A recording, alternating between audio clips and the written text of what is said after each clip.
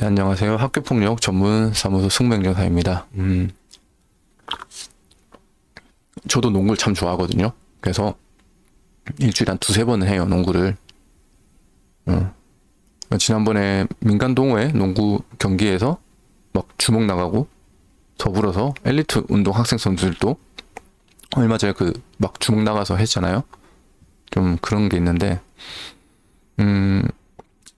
엊그젠가 JTBC에서 그 나왔는데 8월 달쯤에 철인 3종근기 청소년 선수단 성폭력 사건이 있었어요. 예. 근데 피해 학생도 징계를 받았습니다. 이 말도 안 되는 소리인데 품위 유지 위반으로 피해 학생한테 징계를 줬어. 이게 참 남자 숙소에 들어갔다는 이유로 피해자가 범죄 피해자임에도 오히려 피해자성을 강요한 거죠. 네, 형법에서도 강요하지 않는 피해자성을 어처구니 없게 이렇게 아직까지 체육협회에서는 하고 있다는 겁니다.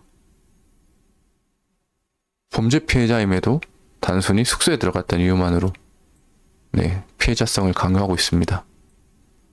네, 그러니까 협회도 사실 남아있는 협회원들을 보호하는 게 목적인 거죠. 네. 이제 이것도 사건이죠. 주먹으로 네, 때린 사건인데 리바운드, 그러니까 농구를 하다 보면 감정이 상해요. 저도 감정이 상하고. 근데 경기라는 게 어쨌든 농구라는 것이 몸싸움을 하고 힘과 힘의 대결이 펼쳐지는 경우도 있고 그러다 보면 또 지고 있으면 또 감정이 상하긴 해요. 근데 그거는 그때 당시에 끝나는 거야 되는 거죠. 내가 아무리 기분이 나쁘다 하더라도 모든 쿼터가 끝나면 그냥 웃으면서 오늘 경기 즐거웠습니다. 박수하고 끝나야 되는 문제인데 이때는 아직 뭐 중학생 친구들이라서 그런지 주먹이 나간 거죠. 그래서 당시에 신문 기사에서는 이제 가해 학생에게 3년 6개월 출전 정지. 사실은 더 이상 1리트 활동을 하지 말라는 거예요. 중학생인데 3년 6개월이면 대회도 나갈 수도 없고 하는 건데 이제 공정위원회에서 2개월 후에 열린 재심에서는 1년 6개월로 감경했습니다. 이 말도 안 되죠. 네. 피해자 측은 출석도 하지도 않고 의견 진술할 기회도 주어지지 않습니다. 네. 그리고 가해 학생은 반성문 학교 측의 탄원서만 고려된 채 감경 결정이 내려졌고 스포츠 공정위원회 규정상 징계 강경의 한도를 절반으로 규정하고 있는데 3년 6개월에서 1년 6개월로 줄어들었죠. 이거는 자신 규정을 그냥 쓰레기통에 버린 거예요. 네. 행정심판도 학폭위도 마찬가지죠. 학폭위도 당사자 의견을 듣고 판단하는 거고 이 재심이라는 것도 결국은 학폭위에서는 행정심판의 과정이거든요. 옛날에 재심이 있었는데 없어지면서 행정심판으로 일어나졌는데 행정심판도 당사자가 참가인으로 들어올 수가 있어요. 그래서 참가인 의견서로 해서 의견을 개진할 수 있게 하는데 스포츠 공정위원회 규정조차도 관계자에 대해서 출석을 요구하고 신문을 할 수 있다라고 돼 있어요. 근데도 피해자한테는 아무런 것도 묻지 않고 묻고 따지지도 않고 그냥 가해자를 위해서 이렇게 자기들의 규정이 있음에도 2분의 1 범위로 규정하고 있음에도 그냥 이를 개나 줘버리고 한 거죠.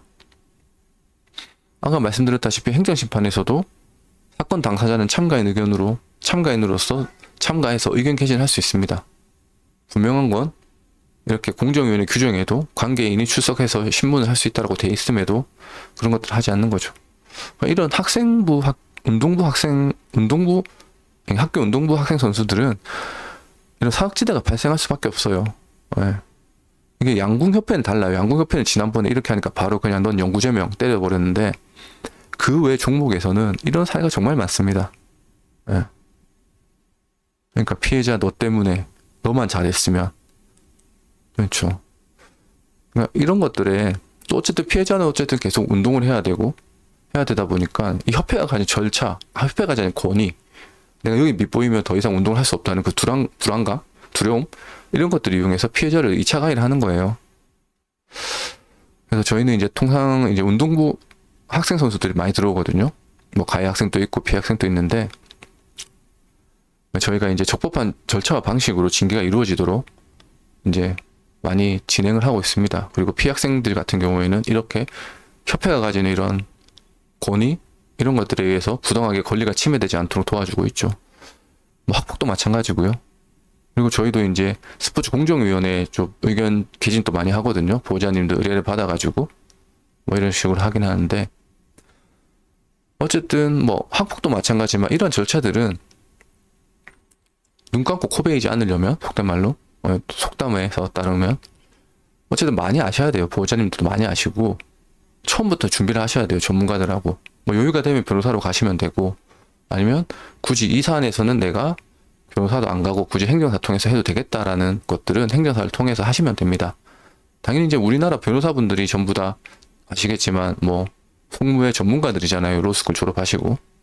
근데 이제 우리 행정사라는 법조 직역 자체가 모든 게 다 소송으로 갈 수 없으니 행정심판이라는 전심 절차를 두고 있는 거고, 거기에서 충분한 합리적인 비용으로 이렇게 모든 국민들이 이런 행정법률 서비스를 받을 수 있도록 만들어진 게 행정사 자격인데, 그렇다면 굳이 여기는 뭐 보호자님 판단컨대 여기는 행정사로 충분할 것 같다라고 하시면 행정사로 하셔도 돼요. 뭐 저희도 스포츠 공정위원회 의견서 많이 제출하거든요. 그래서 이런 것들을 보면 뭐 좀 많이 안타깝습니다. 그러니까 스포츠계, 그러니까 운동이라는 게 참, 운동 선수들이 그렇잖아요. 프로 데뷔하면 좋지만 대부분이 프로 데뷔도 못하고 끝나는 분들이 정말 많으세요. 근데 이런 부당한 침해를 인해서 프로 데뷔하는 그 절차까지 보장하지 못한다면 너무 안타까운 사실인 거, 현실이 돼버린답니다. 그래서 저도 이제 운동을 좋아하는 사람으로서 농구를 좋아하기 때문에 이렇게 운동 학생부 선수들이 오면 조금 더 신경을 많이 써주려고 해요. 저도 옛날에 뭐 농구 선수가 꿈인 적도 있었기 때문에, 네. 그런 과정에서 좀 도움이 필요하시다면 언제든지 저희 쪽에서 연락 주시기 바랍니다. 네, 감사합니다.